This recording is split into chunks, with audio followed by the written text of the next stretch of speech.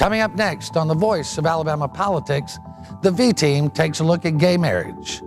Also, Governor Robert Bentley is talking tax hikes. And Speaker of the House Mike Hubbard has used hundreds of thousands in campaign cash to pay his criminal defense attorneys. Who's paying the piper? Is it the yellow fella or Tweety Bird? All this and much, much more coming up next on The V. The Voice of Alabama Politics, with your host, Bill Brett, and the V-Team with Claire Austin, Susan Britt, Jack Campbell, Baron Coleman, Charlana Spencer, and special reports with Jonathan Barbie. Now, the #1 political show in Alabama, The V.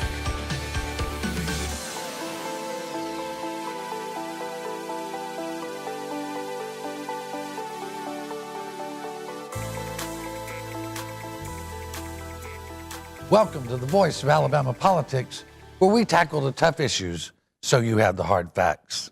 I'm your host, Bill Britt, and as always, I'm joined by the V-Team. Welcome. Good morning. All. Good morning. Susan, I know Valentine's is right around the corner, but it looks like we've had an estrogen party here. What's this all about? This is American Heart Month, and this is when doctors are encouraging people to get more familiar with their own heart problems if they have them. Our friend Buddy Mitchell just a couple of months ago passed away from heart problems that could have probably been prevented, and we all still feeling the sadness from that and the hurt from that. So I encourage everybody out there, check your family history, talk with your doctor, check your cholesterol, check your blood pressure. Just make sure you got a healthy heart. Heart Healthy Month, right, Jack? Well, as a heart survivor, much to the chagrin of many, I can say get in tune with your health, because I waited a little late and I had to have quadruple bypass. So. Well, we were praying for you all the way. You didn't even know me back then. I did too. Liar. And we don't want it to happen again. No, we don't. This week, the debate continues over same-sex marriage. There are a lot of opinions out there. This is one of those that it's gotten fairly ugly. Baron, help us construct where we've come from, where we are today. Well, it's ugly because it's difficult to grasp. It really, really is. If you take it on the surface, Judge Moore has kind of gotten some criticism on one hand and some applause on the other for wading into this debate and trying to give the court some sort of guidance on what they can and can't do. Now, obviously, Judge Moore can't tell a probate court whether or not to issue a marriage license. That's not his role, and they may not listen to him even if he tried that. But one thing he can do as the chief administrator of the court system in the state of Alabama is give the probate judges and the circuit court some guidance over federal jurisdiction in Alabama. When can a federal court strike down a statute or a constitutional amendment in Alabama, and when can't they, and what effect does it have on the courts in Alabama? Judge Moore's position is that the federal courts can strike it down for the purpose of that one case they're working on, but that the Supreme Court of Alabama has the final say on constitutionality in Alabama, except for the Supreme Court of the United States. Now, the Supreme Court of the United States is planning on coming in the next 6 months or so and ruling on this issue, gay marriage issue. They've accepted a case. They'll hear oral arguments in, I think, April is when it's scheduled, and then they'll issue a ruling sometime by the end of June. So a lot of this is much ado about nothing. It may be that everything that's going on right now will soon be invalidated by the Supreme Court if the gay marriage bans are upheld in some of these states, and Alabama's would then be resurrected, and it would invalidate everything that's happened to that point. Or it may be that the Supreme Court's going to come in and strike down gay marriage bans all over the country, Alabama included, and then everything that's taking place today can just take place in June. And so I think we're really going through a lot of the motions prematurely. I think Judge Moore's probably right on the federal jurisdictional issues, but that's not before him right now. He's going to have to wait and see how the probate judges and the circuit judges rule on those things before he ever gets a crack at it. What we're looking at, Jack, is Monday morning, people showing up in at least some of the 67 counties at the probate office asking for a marriage license. This put these guys in a very difficult position. It does, and there's going to be a lot of confusion all over the state. There's no question about it. And I think Judge Moore is trying to get some clarity out there. I don't think he was telling them what they can and can't do. But it's going to be a madhouse, I think. Yeah. I really do. I know one probate judge here in Montgomery County has said he will issue. Is that correct, Susan? That's correct. There's some in other counties as well. Now, Judge Moore did try to give a little bit of guidance this week by issuing a letter to the probate judges, not saying you can't, not saying you can, but saying you're not required to issue those licenses. Well, it's going to end up in a lawsuit anyway, isn't it, Barron? No matter, this is a really tough spot for a probate judge. I'm glad I'm not one this week, because Monday morning, no matter what they do, they will be sued. If they issue licenses, perhaps the Attorney General is going to come in and file a lawsuit. If they don't issue licenses, those parties then have standing to file a lawsuit. You're really going to be in a bad spot. You're going to see lawsuits explode all over this state in the next couple of weeks. And I'm not sure, again, this was good timing on the part of Jenny Grenay down in the Southern District. She should have just waited, let the federal Supreme Court have their say, and then she would have more guidance on how to issue her ruling. The United States Constitution does not address marriage at all. I mean, there's just really, I mean, well, that's the question. There. Yeah, I mean, the word marriage is not there. Right. The question is whether or not some of these other penumbra rights that they've inferred into the Constitution in the past cover marriage. They'll settle that issue once and for all. So you think that the Supreme Court will come down with a definitive answer? Is that what you're saying? Yeah. I thought it was interesting, some of the comments that went around. You know, the editorial boards have mainly taken the side of same-sex marriage. That's been predominantly, you know, whether it's the Anniston Star, the Alabama, you know, the Alabama Media Group or any of them, they've taken that. But it's really been a heated debate. I thought that one of the more interesting things, whether you like it or not, Patricia Todd threatened, Jack, to out people who were having affairs or other sort of non-traditional family situations if people kept beating that drum. And we understand that Mike Hubbard actually took his comments off his Facebook page. I think he should have. My personal opinion is these are lawmakers. This is a legal question. It's at a Supreme Court. It's in litigation. I think people need to be calm and keep their mouths shut until we get some clarity from the courts. And I think Mike Hubbard was right to take that post down, and he hasn't commented since, and I think that's the right thing to do. Do you think this had anything to do with, Susan, do you think it had anything to do with Patricia Todd's threat or just suspect timing? I think it's just suspect timing. I mean, seriously, he's the Speaker of the House. I mean, I agree with Jack that this is not a time for lawmakers to come out and say this stuff. Yes, we all like to play with the Patricia Todd got the Speaker to shut up thing, but I don't think that's the case. And you know, we had our PSC, Chip Beaker, coming out publicly talking about it at a Public Service Commission hearing. Yeah. Where is he coming from? And who cares what he thinks anyway about gay marriage? We want him to protect the consumer. That's what he's up there for. Well, that is right. I mean, you know, you've heard from constitutional officers, you've heard from Robert Bentley, you've heard from Luther Strange. You haven't heard from Kay Ivey. She hasn't said anything. She hasn't weighed in, whether that's wisdom or not.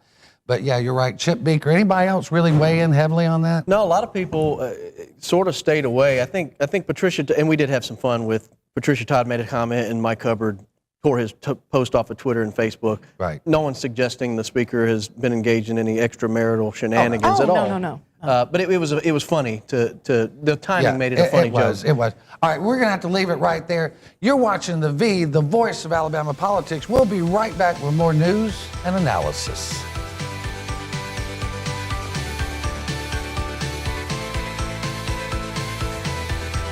The V is sponsored by Spot On Strategies Group. I teach. I touch the future. I am AEA. I keep the school clean every day for your children. I am AEA. Congratulations on your scholarship. I help children make choices for college and careers. I am AEA. We are AEA.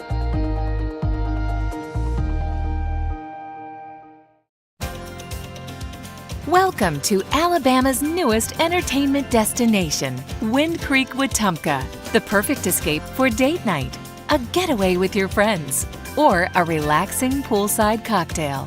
Whether it's a day trip to enjoy the best steak in Alabama or a romantic weekend, the finest Southern hospitality is just a short drive away. Wind Creek Wetumpka. Find your winning moment.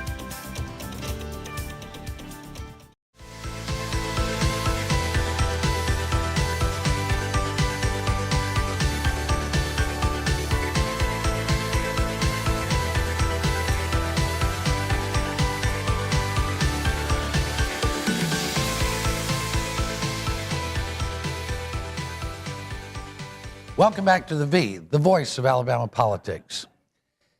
This past week, a business in Auburn was sold for $390 million to a French investment firm. This business is tied with Speaker Mike Hubbard and his lobbying activities for CV Holdings. Susan, can you give us a little brief overview of what we're talking about here? Well, it appears that CB Holdings has 3 companies in Auburn. This is the third company. This is not the plastics company. This is not the medical company. It's the third company. And they sold this week to a French business for $300+ million.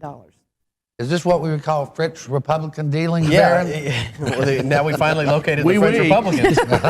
No, I don't know, but what shocked me about this whole thing was I first read about this deal in, I think, Alabama Media Group. Yeah. And there was no reference to the fact that the ultimate owner of this company was mentioned in the Mike Hubbard indictment. They mentioned the fact that it was sold for $300 million or whatever, however, hundreds of millions of dollars it was. And I wondered, how did they even find out about this private deal between a private company and a private company? That's a good point. Somebody had to tip them off that this company had sold, yet no mention of the fact that Robert Abrams, the CEO of CV Holdings, which is the wholly owned subsidiary owner of this particular company, is named in the indictment, and that now he's selling assets in Lee County. I mean, the whole thing was just bizarre. I mean, Jack, he is mentioned in accounts 11, 12, 13, and 14. I mean, those are the biggest ones.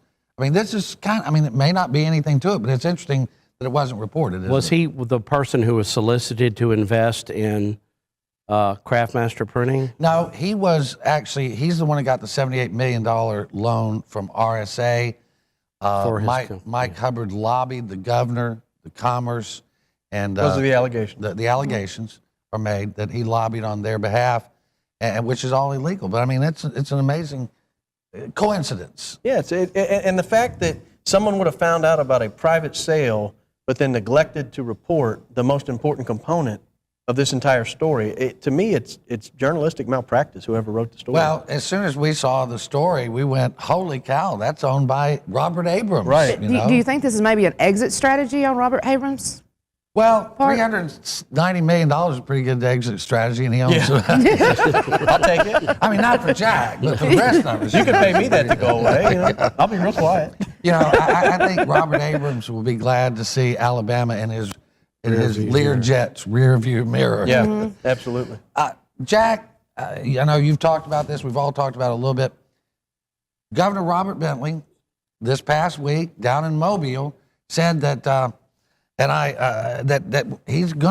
taxes are gonna get raised one way or the other. I mean, what is he talking about? Well, there's only so much waste you can cut out of state government. I mean, people do expect when they call an agency to have a human answer the phone.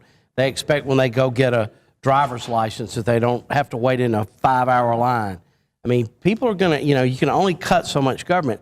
I don't know what the other answer is. I mean, Barron and I have talked about it on our radio show about institute a lottery, have a compact with the Indians, and raise cigarette taxes. That fills the hole. Now, if you want to go out and raise taxes, then go ahead, even though Governor Bentley, I believe, ran against raising taxes. And this is going to get in the crawl. He's already got some legislative pushback on this. Well, Susan, I mean, Jack talks about we can't cut anymore. I mean, they've cut it pretty much to the bone, haven't they? They have. There's not very many more places that can be cut. You can look at tax incentives maybe that have been given out, as I think President Pro Tem Del Marsh is talking about doing, ones that have been out there 20 years. Do we really need to continue to give these people incentives? But I don't think there's a lot of places to cut anymore. Barron, you've always had a tax policy plan. I mean, what do you think about Bentley's talking about taxes? I think it's unnecessary. To me, there are enough voluntary taxes we could institute in Alabama that we could capture the revenue necessary through things like a lottery, through things like a cigarette tax. Those are things where if you don't want to pay the tax, you don't pay the tax. You quit smoking, you buy your cigarettes somewhere else, or you don't play the play the lottery. But if you're talking about instituting an across-the-board tax, I don't think the governor's going to be able to get it through the legislature. Randy Davis from South Alabama was quoted in the same article where they were talking about Governor Bentley's words, saying, look, 75% of us ran on no new taxes. In the first session, you're going to put us with a tax hike? Right. Well, that certainly would be an interesting, because there's not enough Republicans that are going to jump on a tax bill. That's suicide. It's absolute suicide. Why do we vote Republican? I mean, why do you vote Republican? There are certain things you want. Clean government, well, we hadn't had our share of that. Yeah. And we don't want new taxes. Well, it looks like that's out the window. So what are we doing? I don't know. I mean, but I think one of the things we looked at, sin tax, and we found that Alabama's liquor tax is the 4th highest in the nation. Jack, that really runs mine and your income up quite a bit. Puts a dent in my bank account, I'll tell you. But our cigarette tax is the 3rd lowest in the country. Right, and I think there's where the balance needs to be. Right. I think you're right. One of the other things that came out the last couple of weeks is this prison reform initiative. Governor Bentley has taken the lead on that. He's basically placed that in the hands of a task force. Cam Ward has really led the charge on this. Susan, we did an article recently where Senator Ward talked about the 3 things he thought that needed to be done. How are you looking at this, and what are you seeing? It looks like a very comprehensive plan. I mean, this is well thought through. Senator Cam Ward is probably the most well-educated person in the state, other than the corrections officers themselves, on what the prisons need. He's been really fighting this fight for a long time. Now, I know a lot of media want to spin this to say, oh, he's just going to let all these people out, because we're overcrowded. Well, I think 197% capacity right now. That's not what he's looking at. He's looking at, they're looking at mainly trying to keep the violent offenders in there, to keep them locked away so they have a certain place. But on the periphery of that, look at pre-screening going in, see if there's some alternative that we can get with drug treatment or whatever, and then look on the back end so that you're getting, I think parole officers now have 200 case studies a piece right now. They want to get that down to like 60. And that way, if they're more closely monitored, they're less apt to re-enter the system. And keeping them from re-entering the system also helps keep down the population. We got about 30 seconds, Barron. You want to have the last word on that? Well, we either have to let somebody out or we have to build prisons. There's no third option. The prison system is at its max. So you can't keep throwing people in. We have more people in prison in Alabama as a percentage of our population than North Korea, China, Cuba, Venezuela. That can't continue at this pace. Well, we've learned how to be tough on crime. Can we learn to be smart on crime? I think that's the issue right here. You're watching The V, the voice of Alabama politics. We'll be right back with some more thoughts.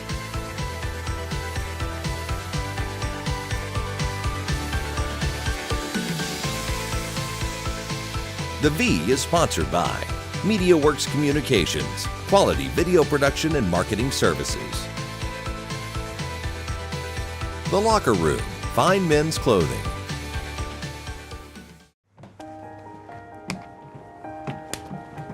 I make sure to get your kids to school and home safe every day. I am AEA. I make sure your child receives a healthy meal each day. I am AEA. Thank you, AEA, for protecting our public schools and our futures. We are AEA.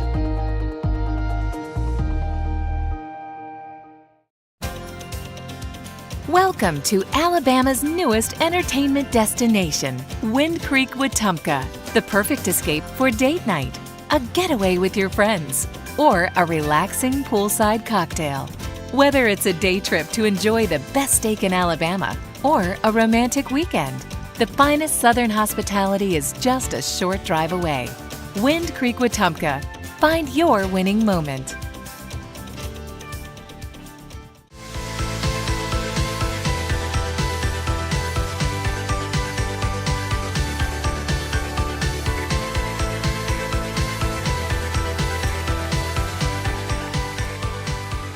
Welcome back to The V, the voice of Alabama politics. This week, we learned the Speaker of the House, Mike Hubbard, has spent around $291,000 from donations he's received on his criminal defense team. Many attorneys will say that he's had to spend much, much more than that. But we know from public records that around $291,000 he paid. The question that we ask, who might be the most likely people to have given him those donations? We asked you, Susan, to take a look at that. You have a likely scenario of how that money transferred and who gave it. Tell us a little bit about as the attorneys would say, a preponderance of the evidence. Yes. If you look if you look back at the reports, you can see there's two main sources it comes from. One is Jimmy Rain. The other is the BCA's Progress PAC. And Jimmy Rain being the Auburn trustee, the Auburn trustee, yellow fella. It appears that Jimmy Rain put in around $275,000 into a series of PACs. These are local Montgomery PACs, all controlled by one individual. Of that money, $170,000 appeared to go to Hubbard. $100,000 went to Governor Bentley. So now, this is the $100,000 that we reported that went in around the time when Mike Hubbard asked Bentley to give him a get out of jail free card. yeah, and which was followed up by Jimmy Rain asking him to also give him a get out But of that jail. was at some other point. Right. But you can see there that there's your $270,000 of the $275,000. If you look from the other direction, you've got the BCA, the Progress PAC. Now remember, both of these guys are named in the indictments, right. Okay? And so this goes on before the indictments came down and after the indictments came down. So you've got Progress PAC that gave $115,500 straight to Hubbard. Of these monies, here's where it gets interesting. Of these monies, during the time period December 2013 to March 2014, the Jimmy Rain money appears to have gone, $146,000 of it went to White. During the period to Mark White. To Mark White, Hubbard's attorney. All right, and then from July 2014 to December 2014, 140 went, which would be apparently, it looks like BCA money, went to Mark White. The interesting part is when you pull these aside and you take the Jimmy Rain money and subtract those legal fees on that side, you take the BCA money and subtract the legal fees on that side, you end up with a net negative of $500, which means, it's a preponderance of the evidence, but that's pretty doggone close to being almost equal. So you say there's a $500 difference between what was given by those two PACs and what Mike Hubbard received and what he paid Mark White. It appears that Mike Hubbard has paid all of $500 toward his legal defense so far. Well, probably somebody else did that. And I'll clarify a couple of issues. On the BCA money, the Progress PAC money, there were two people named in the indictment that were affiliated with BCA. Billy Canary and the other guy's name's escaping me. Will Brooke. Will Brooke. Okay, both of those guys were named because of their relationship with BCA and because of some other things that had taken place between the two of them. So when you ask why would BCA be interested in funding a substantial portion of Mike Hubbard's legal fees, that might be one reason. The other thing I'll point out is when you say he gave the money to Mark White, that's sort of a euphemism for his legal team. There were 3 or 4 different law firms that were making that money. But when you look at, of all the money that came in from the Jimmy Rain money that eventually made its way to Mike Hubbard and the BCA money that made its way to Mike Hubbard, and there's only a $500 difference between those two pools of money and what eventually went to attorneys, that's not just a preponderance of the evidence, that's striking. Yes. Well, we thought so, and when Susan was working on this and really drilling down through the numbers, it became almost so apparent that we had to spend weeks and weeks really looking at it. Yeah, now understand this is not just 1 or 2 transactions. We're talking about all of this money was moved $10,000 and $5,000 at a time. Some of the Jimmy Rain money was moved $25,000, but that's about as large as it gets. If I'm a BCA board member or just member of that organization, and the guy that I've hired to be, or we've hired to be head of that organization, is giving Mike Hubbard over $100,000 of membership money or whatever for legal defense, I'm a little ticked off. And I question, I would ask for an auditing of the books where I used to be a member. I'm not because of the direction they took, but I'm outraged if I'm an investor in that organization. Any business that's involved with BCA should be outraged. And Jimmy Rain to give that kind of money to one individual, who's got a hold over whom in this deal? And that is the only contributions he made during that entire election cycle is this $25,000. $275,000. Well, hell, he couldn't afford to give any more to anybody after that. Well, you know, it's interesting that if what we are seeing here is true, I mean, these are coordinated efforts by people that are named in the indictments who, if you follow the strict rule of law, could be indicted also. They're just right now considered material witnesses. But they're feeding hundreds of thousands of dollars to protect one guy. What are they afraid? He's going to roll on them? Well, that's why I mentioned the fact that Will Brook and Billy Canary were also named in the indictment because of their connections with BCA. Yeah. That's why those things were illegal, because BCA is a lobbying group, and that's why any dealing Mike Hubbard had with them was illegal in the first place. And if I'm a BCA member, like Jack said, and two of my guys are already named in an indictment for activities related to their time at BCA, and then they're taking money and paying Mike Hubbard's legal fees. I mean, to defend him for criminal for accused criminal activity. Now that's if I'm a BCA member, am I outraged? Now think of it from the prosecution standpoint. You have witnesses paying the legal fees of the defendant. That's pretty outrageous. I mean, Claire's not here, but that's damned egregious. And just when you thought Bobby Louder was bad, now you have Jimmy Rain. I mean, golly. You know, you have to, and we're going to stick with this subject. We only got about 45 seconds. You have to wonder what the Auburn Board of Trustees are thinking. I mean, do they really want this another kind of black eye? Right. I mean, come on.